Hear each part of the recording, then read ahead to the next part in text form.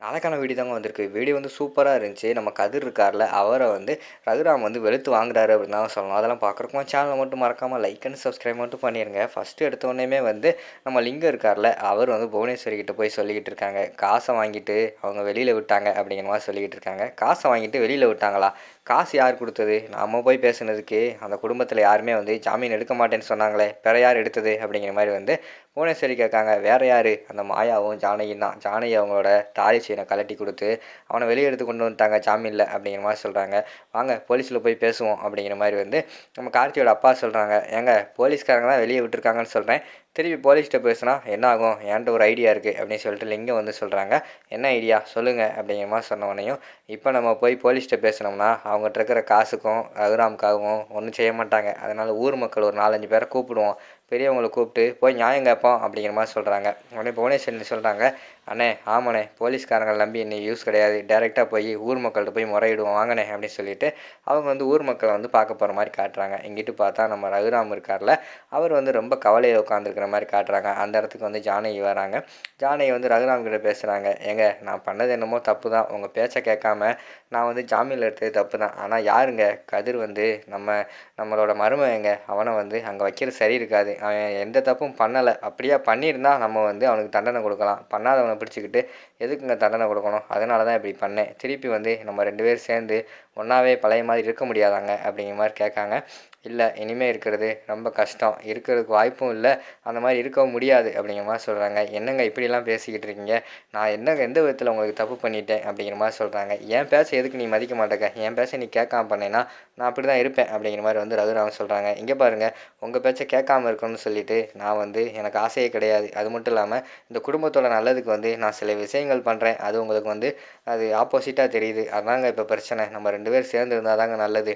நம்ம 2 பேரும் பிரிஞ்சு இருக்கிறனால இங்க வந்து நெறைய பிரச்சனைலாம் வந்துகிட்டு இருக்கு. நமக்கே தெரியாம நெறைய பேர் வந்து இங்க சதி திட்டமெல்லாம் போட்டுக்கிட்டு இருக்காங்க அப்படின்னு சொல்லிட்டு அந்த இடத்துல சொல்லிட்டு இருக்காங்க நம்ம ஜானகி.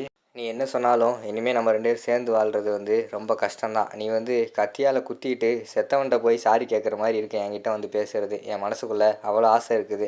என்னதான் இருந்தாலும் உன் கூட சேர்ந்து வாழ எனக்கு இன்னும் விருப்பம் இல்ல அப்படிங்கிற மாரி வந்து அந்த இடத்துல வந்து ரகுராம் சொல்ற மாரி தான் காட்டிக்கிட்டு இருக்காங்க. அடுத்த சீன்ல பார்த்துக்கிட்டோம்னா, நம்ம கதிர் வந்து பெட்ல படுக்க கூட முடியல. அங்கிட்டு இங்கிட்டு பெரண்டு படுத்து பார்க்காரு. அவருக்கு வந்து வலி தாங்க முடியல. பிளட் வேற அதிகமா வருது. ரொம்ப வலியில வந்து துடிச்சுக்கிட்டு இருக்காரு. அத வந்து நம்ம தனம் வந்து பார்த்துடுறாங்க. தனம் விறுவிறுன்னு போயி ஒரு நிமிஷம் இரு அப்படின்னு சொல்லிட்டு ஒத்தனமெல்லாம் வச்சு விட்டு அவங்களுக்கு வந்து ஆயில்மெண்ட்டெல்லாம் போட்டு விட்டுக்கிட்டு இருக்காங்க. போட்டு விடும்போது சொல்கிறாங்க, நான் உனக்கு வந்து இப்போ வந்து மருந்து போட்டு விட்றதுனால நான் உன்னை ஏற்றுக்கிட்டேன் அப்படின்னு நினச்சி நீ ஒரு காலமும் நினைக்கக்கூடாது. எப்பயுமே நான் உன்னை வந்து ஏற்றுக்கிற மாட்டேன். எனக்கு நீ துரோகம் பண்ணியிருக்க. இப்போ உனக்கு எதுக்கு மருந்து போட்டு விட்டுருக்கேன்னு நினைக்கிறியா? என் கண்ணெதிர வந்து நீ ரொம்ப கஷ்டப்பட்டுக்கிட்டு இருக்க. என் கண்ணெதிர யாருமே வந்து கஷ்டப்பட்டுக்கிட்டு இருந்தா எனக்கு வந்து மனசு தாங்காது. ஒரு பரிதாப அடிப்படையில் தான் உனக்கு இப்போ உதவி செஞ்சுக்கிட்டு இருக்கேன். சரியா? அது மட்டும் இல்லாமல் இன்னும் நீ 1 மாசத்துல என்னை விட்டு போறேன்னு சொல்லியிருக்க. நீயா போயிடுற. அவ்வளோதான் பார்த்துக்கோ அப்படிங்கிற மாரி சொல்லிட்டு அவங்க பேசிக்கிட்டு இருக்காங்க. அதை கேட்டு கண் கலங்கிட்டு உட்காந்துருக்காங்க கதிர். அடுத்த சீனில் பார்த்தா வீட்டுக்கு வெளியில் வந்துட்டு ரகுராம் சொல்லிட்டு புவனேஸ்வரியும் கத்துறாங்க. வீட்டுக்குள்ளே இருந்து எல்லாருமே வெளியில் வர மாதிரி தான் காட்டிக்கிட்டு இருக்காங்க. என்ன ரகுராம் பண்ணி வச்சிருக்க? என் குடும்பத்துக்கு இதுவரைக்கும் நீ பண்ணது போதாதுன்னு இப்போ திருப்பியும் நீ என் குடும்பத்தை வந்து ரொம்ப தான் நீ கேவலப்படுத்திக்கிட்டு இருக்க அப்படிங்கிற மாதிரி சொல்கிறாங்க. இப்போ என்ன பிரச்சனை உனக்கு அப்படிங்கிற மாதிரி வந்து கேட்காங்க. உடனே வந்து நம்ம ஊர் மக்கள்லாம் சொல்கிறாங்க, ஐயா இந்த கதிர் வந்து 2 நாளைக்கு முன்னாடி தான் அந்த கார்த்தியை வந்து மிரட்டினான். நான் பார்த்தேன். அது மட்டும் இல்லாமல் கொலை பண்ணிடுவேன்னு வேறு சொல்லியிருக்கான் அப்படிங்கிற மாதிரி சொல்கிறாங்க. அதுக்கு வந்து நம்ம ரகுராம் வந்து அமைதியாகவே இருக்காங்க. இங்கே பாருங்கள் இப்படியெல்லாம் பண்ணவனை கொண்டு வந்து வீட்டுக்குள்ளே வச்சா என்ன அர்த்தம்? இதுக்கு முன்னாடியே நான் வந்து கேட்டேன். அப்போ என்ன சொன்னீங்க? இவனுக்கும் எனக்கும் சம்மந்தம் கிடையாது. இவனை போலீஸில் பிடிச்சு கொடுத்துக்கோங்க. எங்களுக்கு ஒன்றும் கவலையே கிடையாது அப்படின்னு சொன்னீங்க. இப்போ பார்த்துக்கிட்டிங்கன்னா நீங்கள் ஜாமீனில் கூப்பிட்டு வந்திருக்கீங்க. அப்படின்னா என்ன அர்த்தம்? இந்த வீட்டுக்காரங்க தானே குற்றவாளியை வந்து பாதுகாக்கிறீங்க. எனக்கு என்னமோ வந்து நீங்கள் தான் கார்த்தியை வந்து கொலை பண்ண சொன்னீங்களோ சந்தேகமாக இருக்குது அப்படின்னு சொல்லிட்டு புவனேஸ்வரி வந்து பேசுகிறாங்க. அதுக்கு வந்து ரகுராமோட அம்மா வந்து சொல்கிறாங்க, ஏய் புவனேஸ்வரி என்ன பேசிக்கிட்டு இருக்க? நாங்கள் வந்து போய் ஜாமீனில் கூப்பிட்டு வந்தோமா? என்ன தெரிஞ்சு தான் பேசிக்கிட்டு இருக்கியா? கூப்பிட்டு வந்தது வந்து ஜானகியும் மாயாவும் தான் சரியா? அதை விட்டுட்டு தேவையில்லாமல் எங்ககிட்ட சொல்லிக்கிட்டு இருக்காத அப்படிங்கிற மாதிரி சொல்கிறாங்க. உடனே லிங்கம் வந்து சொல்கிறாங்க, என்னங்க அவங்க 2 பேர் வந்து வேற ஒரு வீட்டில் தங்கியிருக்கிற மாதிரி பேசிக்கிட்டு இருக்கீங்க. எல்லாருமே ஒரே குடும்பம் தான், ஒரே வீட்டில் தானே தங்கியிருக்கீங்க. அப்படி இருக்கும்போது எப்படிங்க அப்படிங்கிற மாதிரி சொல்லிக்கிட்டு இருக்காங்க. அடுத்து புவனேஸ்வரின்னு சொல்கிறாங்க, இங்கே பாருங்கள் கார்த்தி எங்கே வச்சுருந்தாலும் என்கிட்ட கொடுத்துருங்க. சப்போஸ் அவனுக்கு ஏதாவது ஆச்சுன்னா, நான் சும்மா விட மாட்டேன். உங்க குடும்பத்த எல்லாத்தையுமே வந்து கூண்டுக்குள்ள அடைச்சிருவேன் அப்படிங்கிற மாரி புவனேஸ்வரி வந்து சொல்றாங்க.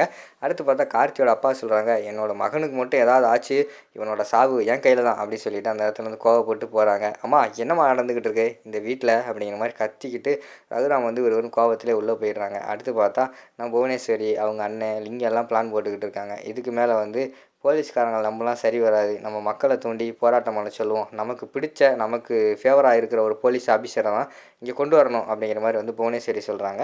அதுக்கு தகுந்த ஆளெல்லாம் ரெடி பண்றாங்க. போலீஸ் ஸ்டேஷனுக்கு முன்னாடி போய் போராட்டம் பண்றதுக்கான ஆட்கள்லாம் ரெடி பண்றாங்க.